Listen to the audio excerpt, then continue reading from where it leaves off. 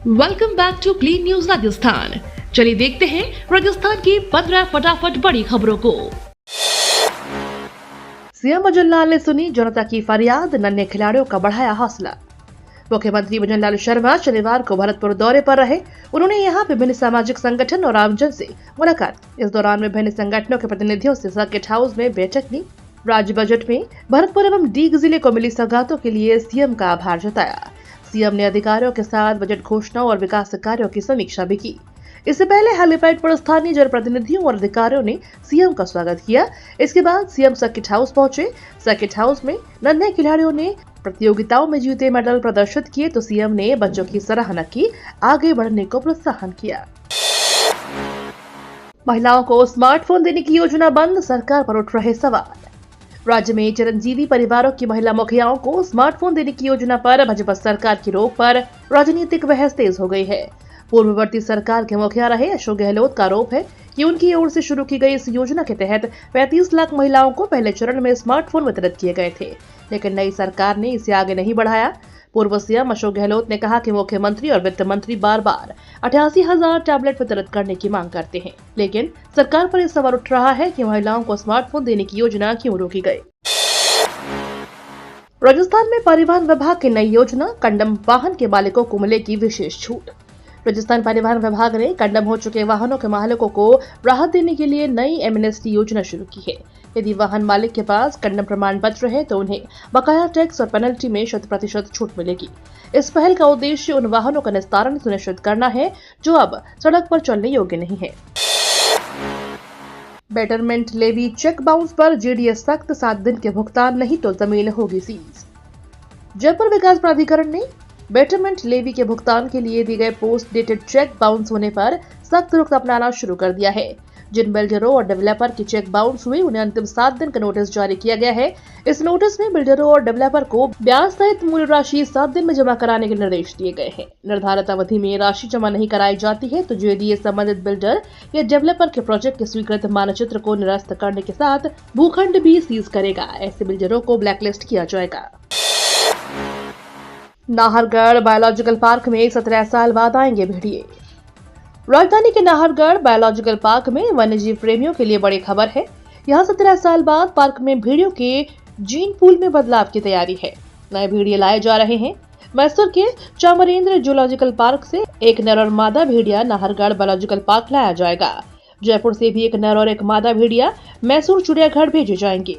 इसमें दोनों जगह भेड़ियों के जीन पूल में विविधता लाई जा सकेगी। इस वन्यजीव एक्सचेंज से नाहरगढ़ पार्क को नई पहचान मिलेगी। भेड़ियों की प्रजाति और मजबूत होगी। गेहूं का एमएसपी 25 से 75 रुपए प्रति क्विंटल तय। अजमेर मंडल के 12 केंद्रों पर 10 मार्च से शुरू होगी खरीद। भारतीय खाद्य निगम अजमेर मंडल से जुड़े 4 जिलों के किसानों के लिए खुश खबर है। निगम की ओर से 4 जिलों अजमेर, भीलवाड़ा, पालीना गौर के 12 केंद्रों पर 10 मार्च से समर्थन मूल्य पर गेहूं की खरीद शुरू की जाएगी। गत वर्ष की तुलना में इस बार समर्थन मूल्य में बोनस मिलाकर कुल 300 रुपए की बढ़ोतरी हुई है। केकड़ी के सचिव नीरज बिष्ट ने जानकारी देते हुए बताया कि भारतीय खाद्य निगम अजमेर मंडल के अधीनस्थ राजस्व जिलों अजमेर, भीलवाड़ा, पालीना गौर में किसानों को गेहूं की फसल का न्यूनतम समर्थन मूल्य मिल सके, इसके लिए रबी विपणन वर्ष 2025-26 के तहत समर्थन मूल्य पर अधिक से अधिक मात्रा में गेहूं की खरीद करने का लक्ष्य निर्धारित किया गया है।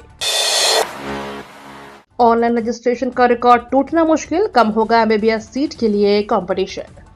नेशनल टेस्टिंग एजेंसी की ओर से आयोजित देश की सबसे बड़ी मेडिकल प्रवेश परीक्षा national eligibility cum entrance test का आयोजन 4 मई को किया जाना है। इसके लिए ऑनलाइन आवेदन की अंतिम तारीख 7 मार्च है। नीट के लिए अभी तक 15.5 लाख आवेदन ही हुए हैं। ऐसे में आने वाले 7 दिनों में 4 से 5 लाख आवेदन भी होते हैं तो यह संख्या 20 लाख के आसपास रह सकती है। एमबीबीएस सीट के लिए कंपटीशन कम हो जाएगा क्योंकि इस बार 1,20,000 एमबीबीएस सीट पर नीट यूजी के जरिए एडमिशन मिलेगा। गृह जिले के दौर पर सीएम भजनलाल, अधिकारियों के लिए बैठक। मुख्यमंत्री भजनलाल शर्मा शनिवार को गृह जिला भरतपुर में 1 दिवसीय दौरे पर रहे। इस दौरान सीएम भजनलाल ने सर्किट हाउस में जन सुनवाई की और संबंधित अधिकारियों को आमजन की समस्याओं से शीघ्र निस्तारण करने के निर्देश दिए।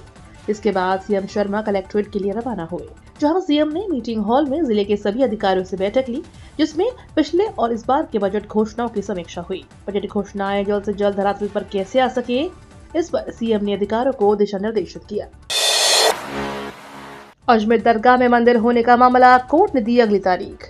अजमेर में स्थित ख्वाजा मोइनुद्दीन चिश्ती की दरगाह को लेकर विवादित दावे के बीच कल सिविल न्यायालय में इस मामले की सुनवाई चल गई। इससे पहले हिंदू सेना के राष्ट्रीय अध्यक्ष विष्णु गुप्ता ने दावा किया कि यह स्थान पहले संकट मोचन महादेव मंदिर था और इस मामले पर 1991 के प्लेसेस ऑफ वर्शिप एक्ट लागू नहीं होता। 3 मार्च से प्रदेश की मंडियों पर फिर शुरू होगा कामकाज। 3 मार्च से मंडियों में फिर से कामकाज चालू होगा। व्यापारिक संगठनों ने 23 मार्च तक आंदोलन को स्थगित करने का निर्णय लिया है। राजस्थान खाद्य पदार्थ व्यापार संघ जयपुर की शनिवार को हुई बैठक में हनुमानगढ़ सहित विभिन्न जिलों के व्यापारी शामिल हुए। प्रदेश अध्यक्ष बाबूलाल गुप्ता ने सभी सदस्यों का अवगत कराया कि उनकी मंत्रियों और उच्च अधिकारियों से वार्ता हुई है। अगले सप्ताह में मुख्यमंत्री से वार्ता का समय दिया है। इसके साथ ही मुख्यमंत्री ने हड़ताल स्थगित करने के लिए कहा है। इसके बाद अध्यक्ष ने सभी उपस्थित व्यापारियों की सहमति से हड़ताल को 23 मार्च तक स्थगित करने का फैसला लिया। विजयनगर रेप और ब्लैकमेल कांड के आरोपियों की संपत्ति पर चलेगा बुलडोजर। राजस्थान में अजमेर जिले के विजयनगर रेप ब्लैकमेल कांड को लेकर विधानसभा में अध्यक्ष वसुदेव देवनानी ने विजयनगर ब्लैकमेल कांड की गंभीरता को देखते हुए व्यावर कलेक्टर और एसपी को निर्देश दिए हैं कि इस मामले की विस्तृत जांच के लिए एसआईटी का गठन करें। आरोपियों की अवैध संपत्ति को जल्द से जल्द हटाएं। आरोपियों को मिलने वाली फंडिंग की भी विशेष जांच करें ताकि प्रकरण में पर्दे के पीछे रहकर अवैध गतिविधियां चलाने वाले चेहरों को भी बेनकाब किया जा सके। खाटू श्याम मेले में एआई बेस्ड पार्किंग सिस्टम से स्थानीय लोग परेशान। सीकर के खाटू श्याम जी में बाबा श्याम का वार्षिक लक्खी मेला चल रहा है। मेले में देश के कोने कोने से श्रद्धालुओं के आने का सिलसिला भी लगातार जारी है। इस बार वाहनों के लिए पहली बार एआई बेस्ड पार्किंग सिस्टम को डेवलप किया गया है। नए सिस्टम के जरिए मंडा रोड, सावलपुरा रोड, सीतापुरा जोहड़ी और दाता रोड पर पार्किंग फीस वसूली जा रही है। जिन गाड़ियों में फास्टैग लगे हैं उनकी पार्किंग फीस फास्टैग के जरिए अपने आप कट रही है। 2 व्हीलर सहित जिन गाड़ियों पर फास्टैग नहीं लगा हुआ है उन्हें पार्किंग शुल्क की स्लिप दी जा रही है। अब फास्टैग के जरिए पार्किंग फीस कटने से स्थानीय लोगों में आक्रोश है। लोगों का आरोप है कि गाड़ियों में बार-बार शुल्क काटा जा रहा है। कोटा में बनी देश की सबसे अनूठी टनल, ऊपर टाइगर रिजर्व में घूमेंगे वन्यजीव। पीएम मोदी के dream project Delhi Mumbai expressway पर कोटा में मुकंदरा टाइगर रिजर्व क्षेत्र में देश की सबसे अनोखी टनल का निर्माण कार्य चल रहा है। शुक्रवार को 8 लेन की टनल का खुदाई का काम पूरा हो गया।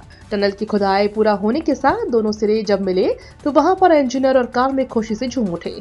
दिल्ली मुंबई के बीच 1350 किलोमीटर के सफर में महत्वपूर्ण साबित होने के साथ साथ NH-52 पर लगने वाले जाम से हमेशा के लिए निजात दिलाने का काम वह टनल करेगी।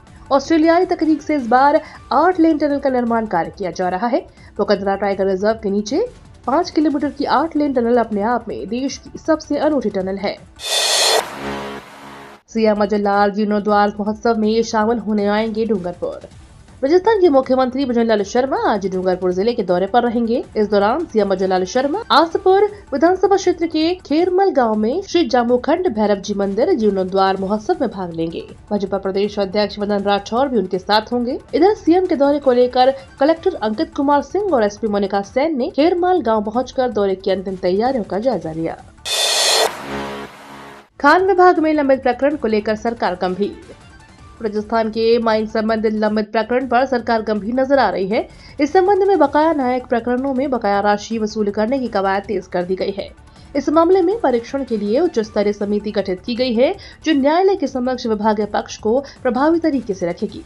माइंस एंड पेट्रोलियम प्रमुख सचिव टी रविकांत ने बताया कि माइंस विभाग से संबंधित 10 करोड़ रुपए से अधिक के बकाया राशि के न्यायालयों में विचाराधीन प्रकरणों में प्रभावी तरीके से पक्ष रखा जाएगा। इन प्रकरणों के गुणावगुण के आधार पर अध्ययन कर समीक्षा करने के लिए माइंस मुख्यालय के अतिरिक्त निदेशक की अध्यक्षता में एक उच्च स्तरीय कमेटी बनाई गई है। ये तो थी राजस्थान की बड़ी खबरें। रोजाना सबसे पहले अपडेट पाने के लिए क्लीन न्यूज राजस्थान को अभी सब्सक्राइब करें।